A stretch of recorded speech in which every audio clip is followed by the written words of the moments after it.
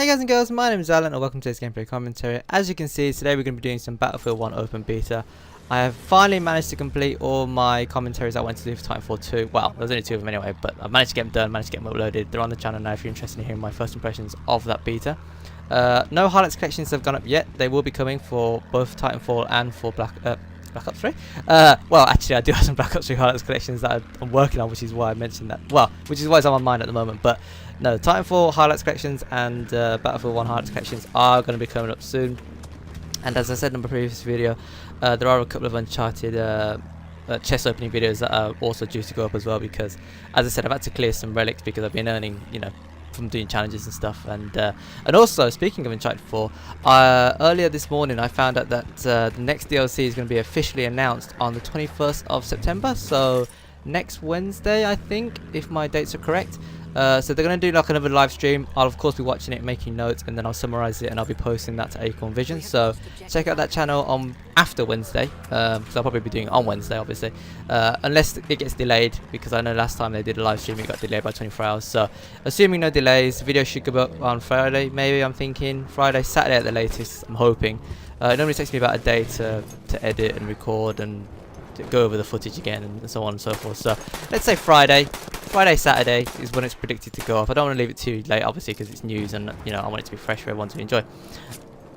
What was I going to say? That was a terrible nade throw, by the way. As you can see, this is actually one of the earlier matches that I played. I don't know what level I am. I think I'm single digits still, so it's still quite early on in the game.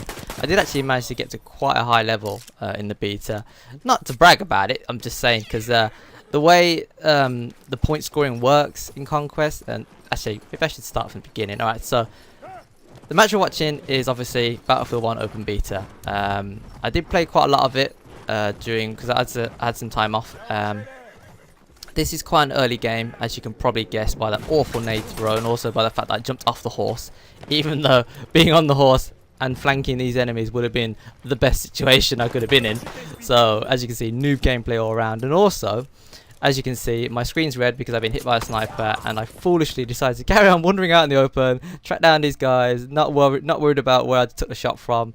So noob gameplay all around, but my performance does get better in this game, and also it gets better in the beta as well, obviously, as the time that I spent on it progressed. Okay, so the game mode is called Conquest. If you played Battlefield before, you'll be familiar with the game mode itself. They've made some slight changes to the Conquest game mode in Battlefield 1. Previously, well, actually, let's just start with what's the same first. So, as you can see, it's sort of like a domination match on a grand scale. Well, probably a bit of an understatement. It's a huge scale. All right, so there's 5 points. No, there's not. There's 7 points. There's 7 points, as you can see on the top there. And each one of those, if you capture them, your team will accrue 1 point every second, I think.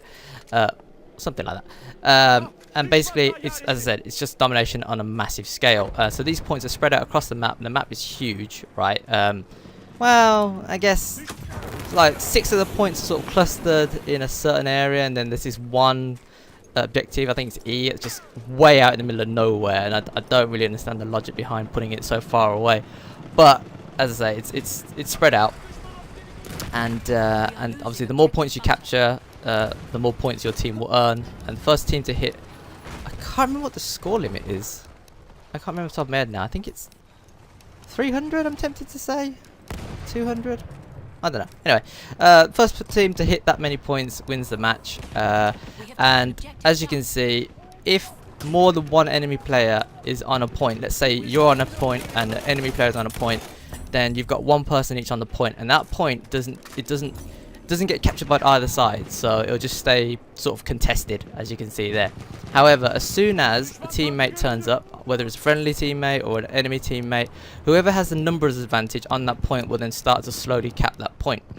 So unlike in Call of Duty, where it'll be contested until you basically clear out the enemies, in Conquest mode, Battlefield 1 anyway, it'll be whoever's got the most number of players on at the time. So I mean, it's kind of good if you've got the numbers advantage, but the thing that kind of annoys me is obviously when it's a one-on-one situation, or maybe it's a two-on-one situation, and there's that one player hiding somewhere, and it doesn't really encourage you to track that person down, or for that person to track you down to clear you off the flag, if you follow what I mean. So effectively, you could cap the flag because you've got the numbers advantage. You and your buddies drive off in your jeep or tank or whatever, and then the person who's hiding there, the enemy player who's hiding there, can then just come out of their hiding spot, or not even get out of their hiding spot, just stay where they are and cap the flag once you've gone. And it's really annoying. I mean, I guess, I mean, you know, you probably force yourself to go and find the person, but it doesn't always work that way. You know how it is. There's been times where I've been bogged down just waiting for that other person to stick their head out, or, you know, I've looked around, I can't find them, I've given up, and it's just, you know, it's a bit of a pain. It's a bit boring. It's a bit annoying. So I don't know. That probably needs to be adjusted slightly. As you can see at the moment, I'm using, well, I don't know if you know, but it's called a support class, and they're the ones with the LMGs, which is what I'm using at the moment. That's called the Lewis gun, I believe. And for some reason, this flag at the moment is a bit of a hotspot. So as you'll see, I'll hang around here for the next few minutes or so. And as you saw earlier just then as well, there was a tank that tried to attack me. I took out an enemy rider and a horse. The reason why that person took so many bullets to go down is because, I don't know if you noticed, but they were wearing some sort of armor, like sort of silvery shiny armor, and that gives you extra protection. And I don't know whether that's part of the class that he's using, or whether he picked up like one. There's basically these weapon drops around, and, well, not weapon drops, like I don't know if you've seen like the promotion for it, but like there's these classes. There's 3 classes, so they're called special classes or something like that. I can't remember off the top of my head. There's a flamethrower class, there's a machine gunner class, and then there's what's the other one? There's like a sniper / anti-tank class, and basically it's basically a sniper, but it's an anti-tank sniper. So if you hit an enemy player, it's a 1-hit kill. And obviously if you hit vehicles, then it does a bit of extra damage with that rifle. But I think you have to go prone to use that weapon. You can't like run around with it or anything like that. And the LMG class, well, self-explanatory, runs around with a big LMG, and the benefits of his class is that even though the LMG has crazy amount of spray and you can't ADS, you basically have to hit fire a bunch. You've got a massive clip, and you've got protection of armor. Like, you put on a suit of armor, a bit like a medieval suit of armor, I guess you could call it that. And so that player on the horse there, I think, might have had the armor from that particular class. That's actually one of the good things about riding the horses and indeed driving vehicles, is that once you've picked up this special class pickup, you can still drive around and stuff, and when you get out, you'll just go back into your special class. So it's a good way of getting around, and also if you're riding on a horse, it offers extra protection, so there's also good for that. And then the flamethrower class, well, pretty self-explanatory. You walk around with the flamethrower and you torch people, and it's really good because it does damage over time. So you sort of have to just burn an enemy for like 2 seconds, and even if you have to run for cover or whatever, they'll eventually burn to death. And also you can sort of spray the ground and vehicles and stuff like that, and they also get covered in fire as well for a set number of seconds. Clear that cheeky little sniper nest there.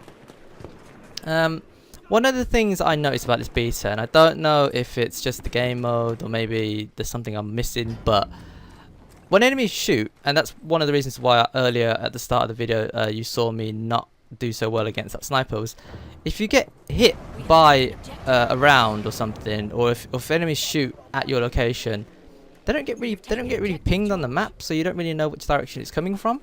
So you sort of have to just, you know, hope for the best, hope that you survive the encounter, and then sort of just wait and see where the bullets are coming from, which is not a great tactic, to be honest. And I guess maybe they're doing it on purpose. And there's another guy up here, by the way, smash his head in with a bat club.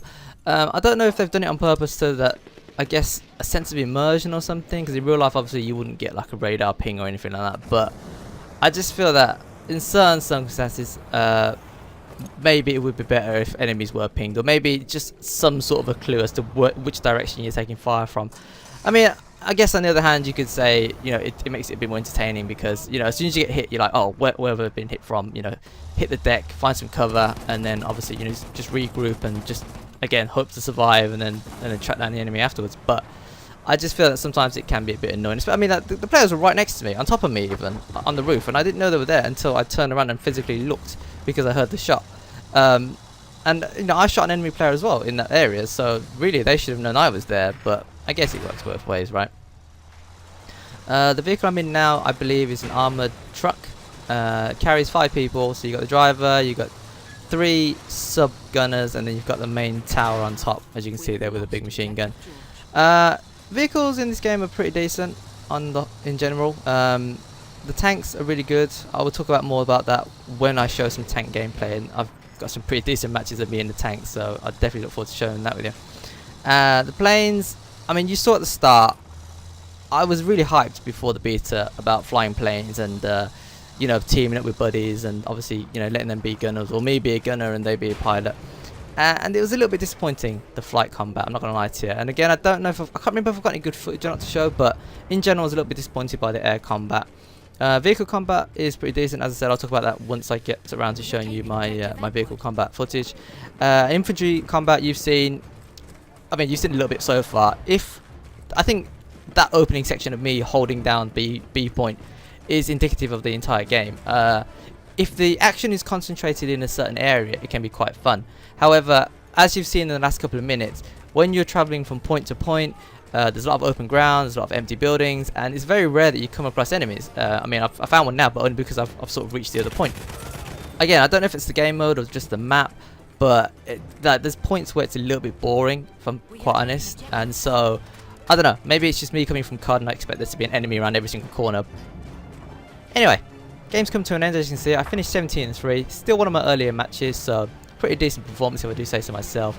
I know most of it was holding down the B flag, but enemies were rushing me and I was defending it and then clearing them off, so I guess, you know, I helped the team, right? You can't say fairer than that. So yeah, highlights collections are coming, as I said, but there'll probably be 1 or 2 more gameplay commentaries in between. If you've got any thoughts you'd like to share with me regarding what I've talked about in today's video, let me know in the comment section below. As I said, a lot more Battlefield 1 beta footage to come over the next couple of days and weeks. But in the meantime, if you enjoyed the video, consider tapping that like button. I really do appreciate it. And until next time, thanks for watching, thanks for listening, take care, and I will see you later.